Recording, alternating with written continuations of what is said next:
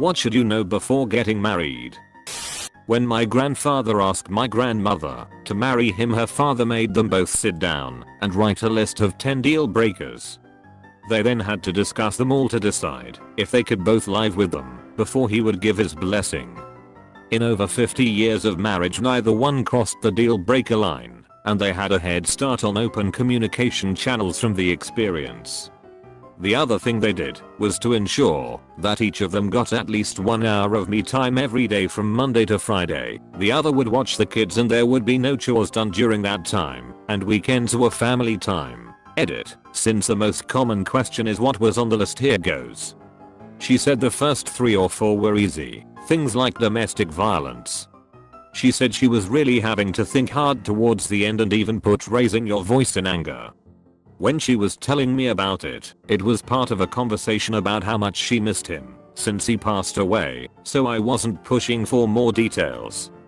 It started because a longtime friend who had also lost his spouse had asked her to marry him, but she couldn't imagine being with anyone other than my grandfather, even though he'd been gone nearly 10 years. And holy beep, thanks for the gold.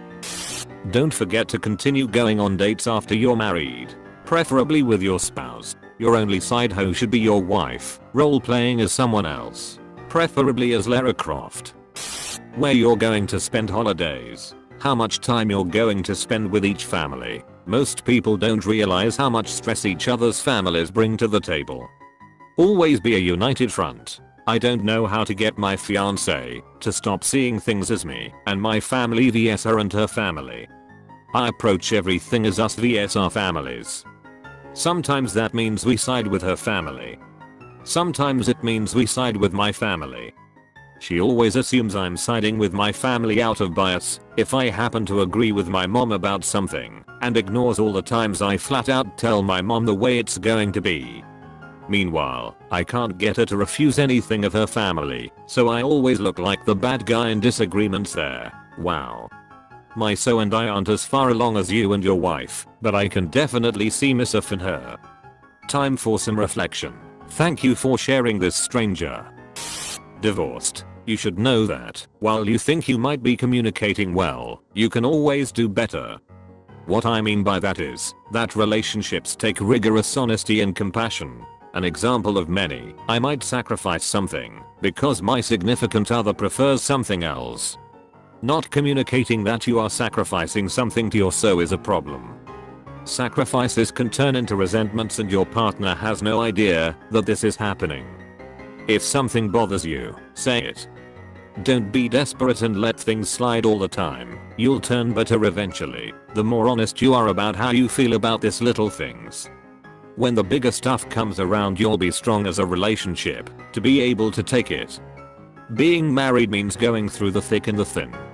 If your relationship can't take you being honest about what you like and don't like, even the smallest details, then how can you expect dealing with serious matters? I don't know if I'm explaining myself well, but I hope I can really transmit the root of what I'm trying to say.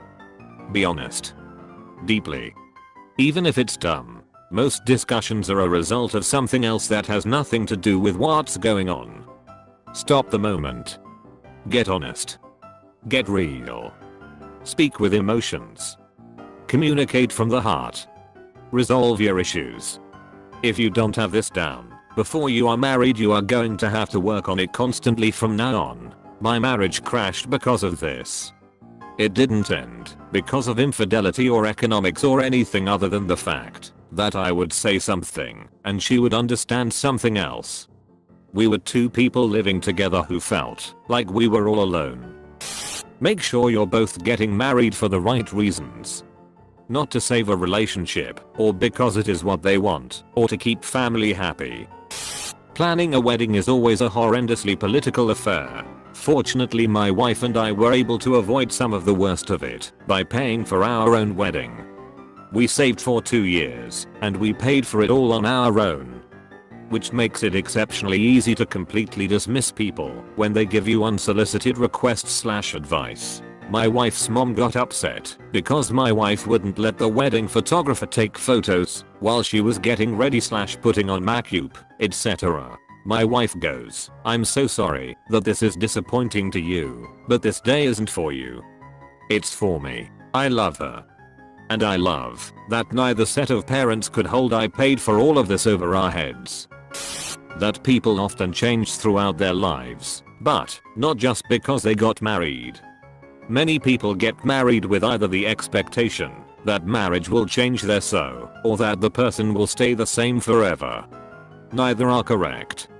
People will change, but not always in the ways that you expect, and you have to be willing to adapt to them. That's why I have adopted the idea that you shouldn't get married until you know you can grow together. Not that you have to grow in the same direction, but that you've gone through one phase of growth to understand if the ways you are growing are compatible. A couple years into dating my wife, she became a health food freak. Not just a I'm going to watch what I eat change, but a I'm doing the Candida diet change. If you don't know, we eliminate all sugars from the diet, naturally occurring or otherwise. I learned to play the guitar. We found out we can grow and learn from each other's growth at the same time. It's work, and it's everyday work. If you want a healthy relationship, you need to tend to that relationship. About to get married in 7 months. I've been living with my girlfriend with 4 years now. Do you think I'll notice any difference? I lived with my so for a year before getting married, dated for a couple years, before moving in together too. I didn't notice any drastic differences, but it helped that we were always very good at communicating. We'd already sorted out how to approach all the major topics in life, kids, finances, etc. So there weren't any major surprises coming after marriage. I still learn new things about her all the time, and the ways you love and appreciate each other will always change, but that's part of the fun. How they relate to their family, and if you can handle it. If, say, your partner's family is nauseatingly close and loves to spend time together, are you down with that? Is your partner good at setting boundaries? In-laws can destroy relationships. I agree. I'm a very private person, but my husband's family is extremely close and needs to know everything that's going on. After 2 years of marriage, still working on boundaries. Your husband and family is the sort of persons I'm weary of being involved with. I'm a private person who is close to my family, but not that close. I hate going to a quick run to the store and being asked where I'm going. I can't imagine detailing my everyday life to a whole panel of family. As a recent widower, I can only say this: nothing is forever. Cherish every moment you have together. But, or mundane. When you fight, remember that you two are on the same side. Sometimes it'll feel like it's you versus her. Whenever it feels like that, stop. Back up. Figure out how it's you both versus the world, or you both versus the fear they're feeling, or you both versus the problems you're having, or whatever, and not the two of you against each other. Hell, try to remember that when you're not fighting too. If you can't do this, well, I won't say don't get married, but do work on this. It's important. Watch them load the dishwasher and/or fold laundry. While it might not seem like a big deal, this may lead to attempted murder sometime after the 7th year of marriage. Jennifer, I hope you beeping read this. It's not a difficult concept. Bowls on top, plates on the bottom. You're so most likely fell in love with the best and strongest version of you. When you get married, make sure that your soul will still love you when you're down. It's a lifetime. Hard times will come. This goes both ways. Also, marriage is work. If you don't put effort into it, it becomes boring. That's why you should set the bar really low. Be the worst you when you are dating. Then when once get married, slowly improve year after year. Sexual compatibility. My wife's very vanilla, and I'm certainly not a 10 on the kink scale, but our sexual wants are decidedly different. I'm not gonna divorce her cause she won't let me go down on her by any means, but it does get frustrating sometimes when I want to spend a little more time on each other and all she wants is penetration.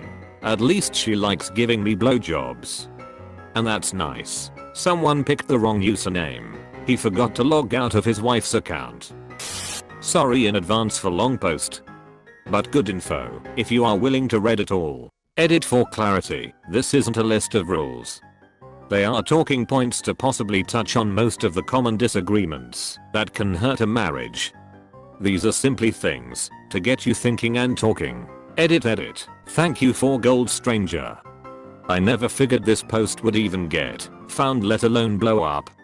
It makes me happy that so many of you are having discussions with your s/os now. I'm a certified premarital counselor, and these are some of the things I ask/discuss with my clients before they tie the knot. Premarital counseling is for you, not for me. Being able to look inside yourselves and be honest about your feelings regarding these scenarios is the best thing you can do for yourselves and your marriage. Debunking common marriage myths. Unconditional love. There are always deal breakers. For many, cheating is the most obvious. Get past the idea that love solves all problems, marriage in itself being the strength you got here, so you should be okay, right? Marriage isn't the end game. Don't suddenly stop trying. And don't assume things won't change. How relationships change after marriage, always. Happily ever after. See above about marriage not being the end game. It's not 50-50, and it's not 100-100. Sometimes it's 80/20. And some days one person is the 80, some days the other is. Things will happen that you may not think about and can't plan for. And how you think you will feel may be different than how you actually end up feeling. 1. Meaning of your marriage commitment. Describe what commitment means to you as you make plans to walk down the aisle. B. Of all of the persons in your life that you have met and could have married, why are you choosing your partner? See what attracted you to your partner initially, and what do you believe your partner will help you become. 2. Your lifelong goals. A. What do you hope to achieve in the near future and the distant future regarding your career? B. How do you plan to care for your community alone or separately? C. Do you hope to leave a legacy after you die? 3. Your mutual expectations. A. What do you expect from a marital partner regarding emotional support during exciting times, sad times, periods of illness and job loss? B. Will you set aside one night just to be together alone to catch up with each other and have fun? C. What size house is important, and in what kind of neighborhood do you hope to live in both now and in the future? D. Are you both clear how much alone time the other needs? E. How long does your partner need to spend with friends separately and together? F. Do you agree how much time is appropriate to give to work? G. Do you both expect to support the family financially, and will that be different when kids arrive? H. Are you both comfortable with the salary differential between you?